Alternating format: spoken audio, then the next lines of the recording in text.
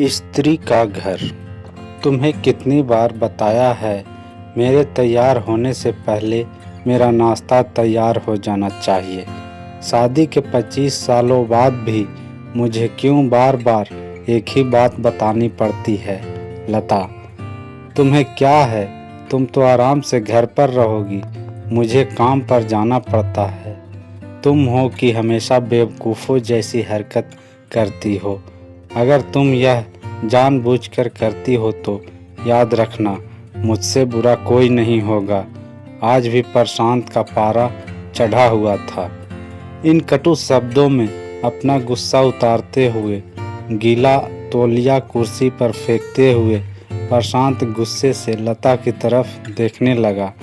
लता के लिए प्रशांत का यह बेवजह का गुस्सा कोई नई बात नहीं थी। वह महीने में 3-4 बार ऐसे ही लता पर बरस पड़ता था। पहले पहले लता उसका विरोध किया करती थी, लेकिन जब कई सालों तक प्रशांत में कोई बदलाव नहीं दिखा तो लता ने खुद को ही बदल दिया। अब प्रशांत के कुछ भी कहने से लता को कोई फर्क नहीं पड़ता था। प्रशांत की हर बात वो चुपचाप सिर नीचे झुकाए सुन लेती थी।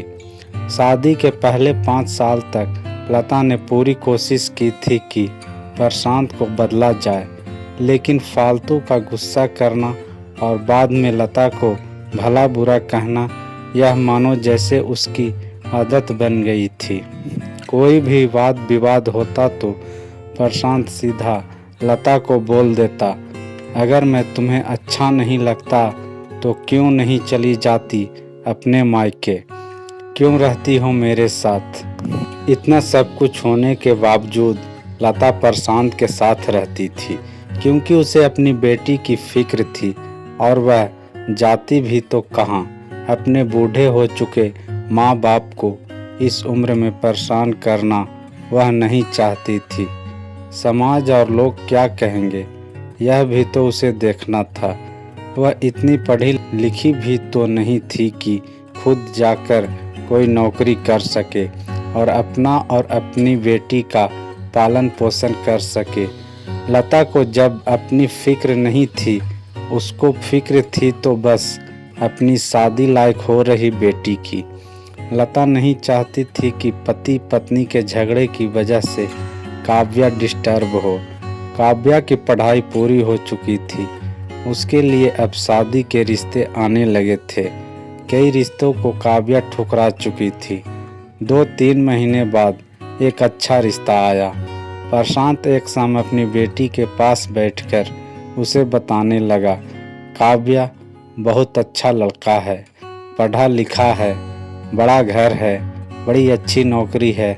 ऐसे रिश्ते बार बार नहीं आते बेटा, इस बार मना मत करना।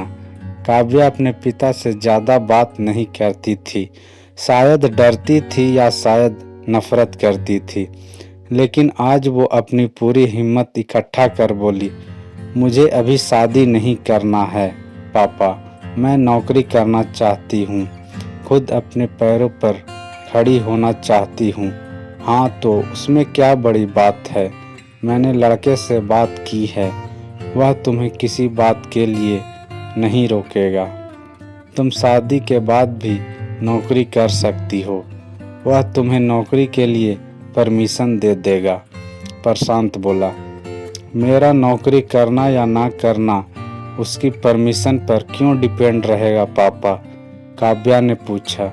मैं कह रहा हूँ ना, तुम्हें किसी भी चीज़ की कमी नहीं होगी वहाँ। ऐसे रिश्ते बार बार नहीं आते, इसे ठुकरा मत, बहुत खुश रहोगी तुम वहाँ। प्रशांत बोला, पापा क्या मैं उतनी ही खुश रहूँगी जितनी मम्मी इस घर में खुश है? काव्या ने तंज कसते हुए कहा, आज तुम्हारी जवान कुछ ज़्यादा नहीं चल रही? प्रशांत गुस्से से आंखें बड़ी करते हुए बोला, पापा मुझे शादी ही नहीं करनी है, क्योंकि शादी के बाद अगर वह लड़का आपके जैसा निकला तो मैं क्या करूँगी? मुझे आपके जैसा जीवन साथी नहीं चाहिए जो बिना बात के मुझ पर हमेशा चिल्लाए। मुझे कुछ भी अपनी पसंद का लेना हो तो 10 बार सोचना पड़े, कहीं वह नाराज़ ना हो जाए। मेरी तबीयत कैसी भी हो उसे परवाह ना हो, रोटी थोड़ी सी मोटी बन जाए तो घर सर पर उठा ले, उसकी चेक बुक ना मिले तो भी मेरा ही दोष निकाले, और हर छोटी मोटी बात पर मुझे मायके जाने के लिए कहे। काव्या ने अपना दिल खाली करते हुए पापा से सब कह दिया।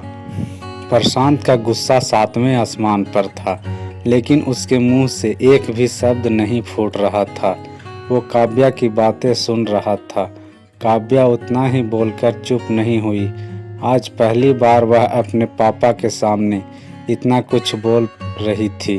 पापा, अपने माँ के साथ हमेशा गलत व्यवहार किया है। आप अपने ऑफिस का गुस्सा बिना सोचे समझे माँ पर उतार देते हैं। कभी इस बात की भी परवाह नहीं करते कि उन्हें कैसा लगता होगा। आपकी बातें सुन सुन माँ ने अपना स्वाभिमान खो दिया।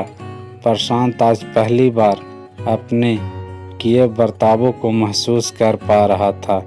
वो इतना ही बोल पाया, जो तुम्हारा मन है वो करो, मैं तो इतना बुरा हूँ ना। काव्या ने प्रशांत का हाथ पकड़ा और बोली, पापा, मुझे सिर्फ एक सवाल का जवाब दे दो। क्या आप चाहेंगे कि मेरा पति आपके जैसा हो?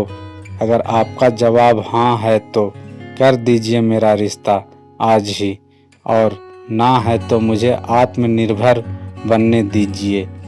प्रशांत कुछ भी ना बोल पाया और वहाँ से चुपचाप बाहर चला गया। आज उसे लता के सामने जाने में शर्म आ रही थी। चलते चलते उसकी आंखों से आंसू बह रहे थे। प्रशांत ने आज से अपने आप को बदलने का निश्चय किया। अगले दिन से लता ने अपने पति में काफ़ी बदलाव देखा। वह सोचने लगी कि जो हिम्मत काव्या ने दिखाई है, वह हिम्मत अगर मैं पहले ही दिखा देती तो शायद आज परिस्थिति कुछ और होती। अब काव्या पढ़ लिख कर अच्छी नौकरी करने लगी थी और 3 साल बाद उसके लिए एक अच्छा रिश्ता आया। और उसकी विदाई पर प्रशांत बोला, बेटा, तू हमेशा खुश रहेगी, क्योंकि तेरा पति तेरे बाप जैसा नहीं है। प्रशांत की यह बात सुनकर लता और काव्या की आंखों से आंसू बहने लगे। दोस्तों, हमारे समाज में औरतों को भले ही देवी का दर्जा दिया जाता है, लेकिन वह स्वतंत्रता नहीं दी जाती जो उन्हें देनी चाहिए। उन्हें बचपन से ही बताया जाता है कि वह पराया धन है। स्कूल से आने में देर हो जाए तो पिटाई मिलती है, मोबाइल पर बातें करते हुए दिख जाए या खिड़की से झांकते हुए दिख जाए तो शक किया जाता है। माँ बाप का घर तुम्हारा नहीं है, पति का घर ही तुम्हारा घर है।